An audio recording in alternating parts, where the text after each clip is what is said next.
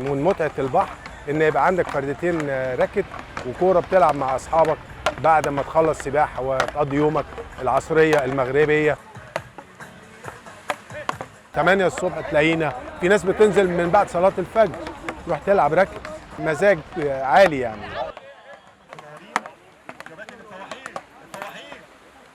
تقدر تسميها لعبة عائلية زي الأفلام اللي بتقدر العيلة كلها تخش تتفرج عليها، مش ناس معينة.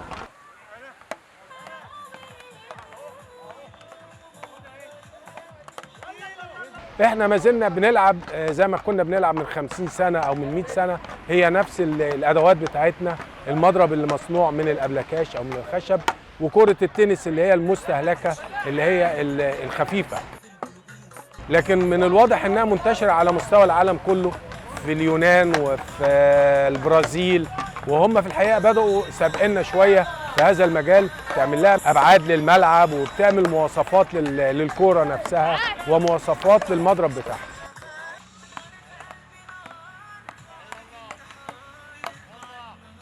ليس لها قوانين حاليا موجوده عندنا في مصر او في اسكندريه، لكن لو احنا حبينا نقننها بقى ونعمل لها نظام، هنضطر في الحاله دي ان احنا نسال بقى ونشوف الدنيا ماشيه ازاي ونعمل زيها.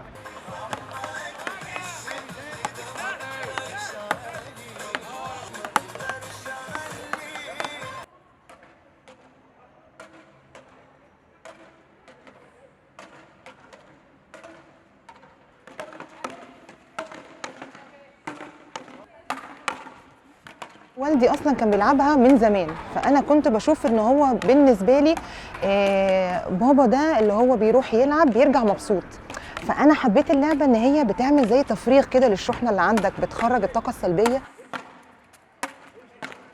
ابتديت بقى ان انا هاجر ملعب، لا انا هجيب مثلا هكون فريق. ليه؟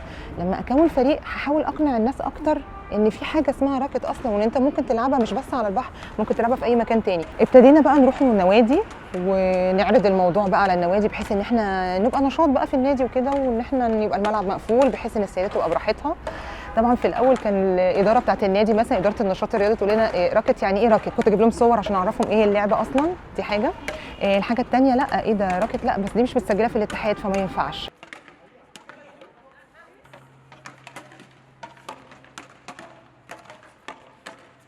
فابتدينا نيجي نخش النادي بقى، بقت الناس تعترف بينا، لا ده في فريق فعلا وشكله مشرف، فبقوا يجربونا كمان. ده يعني في نوادي كمان كانت تقول لنا مثلا ايه، طب تعالوا جربوا شهر.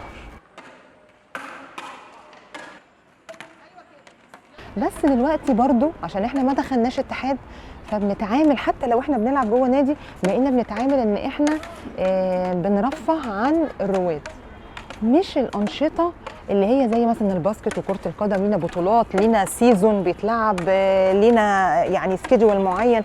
لا للاسف.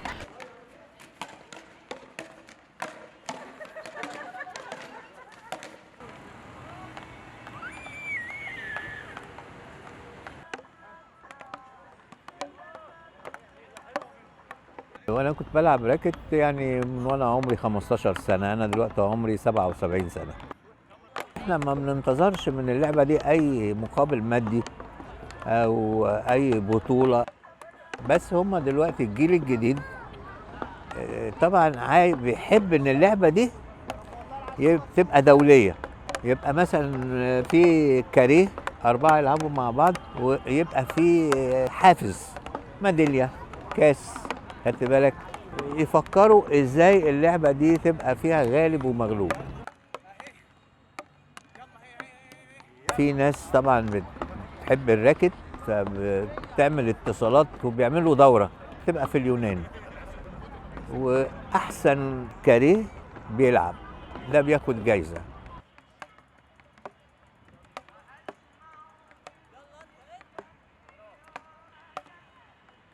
جالنا اكتر من خطاب من بطولات عالميه ان احنا نقدر نسافر ونشارك في البطولات، لكن فوجئنا ان احنا اترفضنا ان احنا نطلع من مصر بسبب الجواب اللي يخلينا نقدر نشارك في البطوله العالميه بره، لان الموضوع اصلا هنا مش رسمي.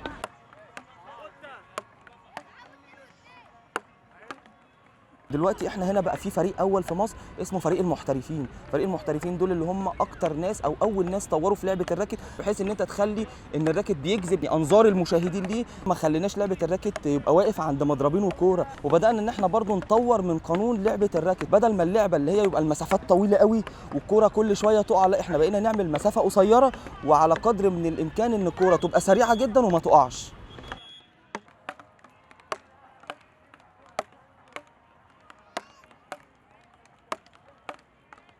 عايزين اللعبه تسجل في الاتحاد، فلازم يبقى عندك ملعب رسمي. احنا جبنا شبك اعمده متحركه، بحيث ان احنا لو رحنا اي مكان مفتوح نقدر نحط الشبك والعمدان دي ونعمل ملعب متحرك، ان الملعب يبقى مقنن ومحدد، الكره ما تقدرش تخرج من جواه.